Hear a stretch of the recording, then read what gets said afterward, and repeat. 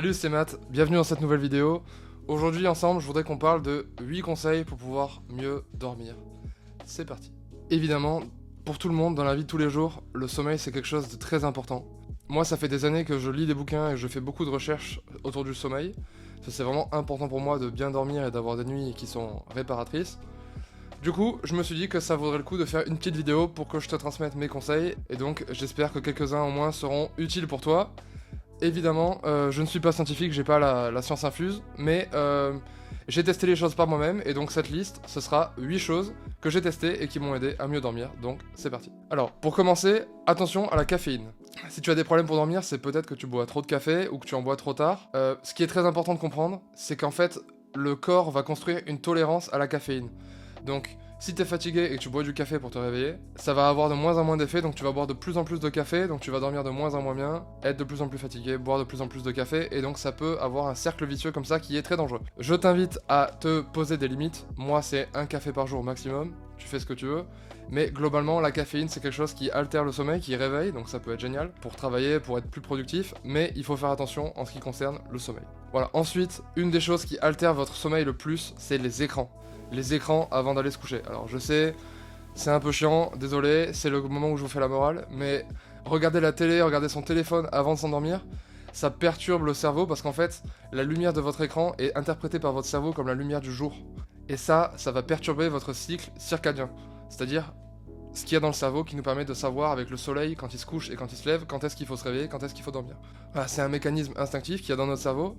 Et donc, regarder des écrans avant d'aller se coucher, ça va venir perturber ce cycle circadien, et ça peut perturber votre sommeil. Donc, pas mal d'astuces. Le mieux, c'est d'éviter complètement les écrans avant d'aller se coucher. Au pire des cas, portez des lunettes comme celle-ci qui protègent des lumières bleues. Ça va atténuer les effets nocifs des écrans avant d'aller se coucher. Également, sur l'iPhone et tous les smartphones et les écrans, il y a des modes spéciaux, donc Night Shift par exemple, qui va enlever une partie de la lumière bleue de l'écran, donc qui va devenir plus jaune, et ça va atténuer les effets. Mais voilà. La meilleure chose, si tu as un mauvais sommeil, c'est d'éviter les écrans au moins 1 heure avant d'aller se coucher. Troisième point, écouter de la musique. Bon, alors vu qu'on peut pas regarder les écrans, je vais te faire des propositions d'alternatives, de choses à faire avant d'aller se coucher. Moi, j'aime beaucoup m'endormir en musique, je sais que c'est pas le cas de tout le monde, c'est quelque chose que je te conseille d'essayer. Évidemment, plutôt de la musique un peu calme, tranquille, avec un petit volume, pour pas que ça perturbe ton endormissement. Mais la musique, en fait, c'est vraiment génial. Je sais que j'ai souvent des amis ou de la famille qui me disent qu'ils ont du mal à s'endormir dans le silence, parce qu'ils commencent à avoir le cerveau qui va penser à plein de choses, quelque chose qui touche beaucoup de gens. Du coup, le fait d'avoir une musique de fond, ça va concentrer ton cerveau sur la musique et ça va te permettre de te relaxer et de t'endormir. Quatrième point, lire des bouquins. Et le fait de lire avant de s'endormir, c'est une des meilleures choses que tu puisses faire. En fait, le cerveau est disponible à ce moment-là, c'est un très bon moment pour lire et ça va te calmer. Donc évidemment, il n'y a pas d'écran. Et la lecture, c'est quelque chose d'assez apaisant, qui t'oblige à ralentir, et du coup, c'est un très bon premier pas vers le sommeil. Ensuite, quelque chose que je conseille énormément, c'est d'écrire dans son journal. Moi, j'écris dans mon journal depuis 5 ans. Pas forcément tous les jours, mais quand j'ai besoin de parler, j'écris dans mon journal, et ça fait un bien fou. Et ce que je peux te conseiller, si t'as du mal à t'endormir, c'est d'écrire dans ton journal avant d'aller te coucher. Parce qu'en fait, souvent ce qui fait qu'on a du mal à s'endormir, ça va être qu'on se couche avec pas mal d'idées ou pas mal de choses en tête, positives ou négatives, et qui font qu'on va avoir du mal à se calmer et à s'endormir. Et en fait, le fait d'écrire dans un journal avant d'aller se coucher, ça permet de se vider la tête, d'écrire toutes les choses qu'on a en tête, et ensuite on peut aller se coucher l'esprit libre. Ça fait beaucoup de bien, donc je peux que te le conseiller. Ensuite, bon, on va parler d'argent, mais quelque chose qui est très important, c'est d'avoir un bon matelas, d'investir dans un bon matelas. Si tu veux bien dormir, les matelas les moins chers sont peu confortables et peuvent te créer des mal de dos, des mal au cou, etc. Donc si tu veux pouvoir bien dormir, c'est important d'investir dans un bon matelas. C'est un petit peu triste dit comme ça, mais on passe un tiers de notre vie au lit. Donc quitte à y passer un tiers de notre vie, autant y passer un tiers de notre vie en bonnes conditions sur un bon matelas. Une fois que tu auras les moyens, si tu peux te permettre, achète un bon matelas. Septième point sur cette liste, éviter de se réveiller avec une alarme. Alors je sais, tu vas peut-être bondir devant ton écran, mais j'ai une théorie. Alors moi, ça fait des années que je me réveille sans alarme. Je m'explique. Évidemment, je dois me réveiller tous les matins comme tout le monde. Par exemple, je vais mettre mon alarme à 7h30, mais je vais aller me coucher de façon à ce que je me réveille naturellement avant 7h30. Donc en fait, je m'explique.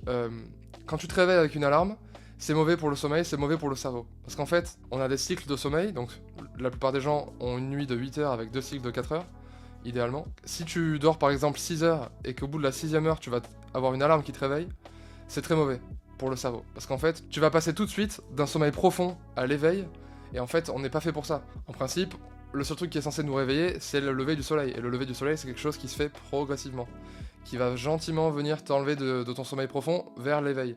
Et donc en ayant une alarme qui te réveille alors que tu es en train de dormir profondément, c'est très mauvais. Ça va te rendre fatigué pendant la journée, c'est quelque chose qu'il faut éviter.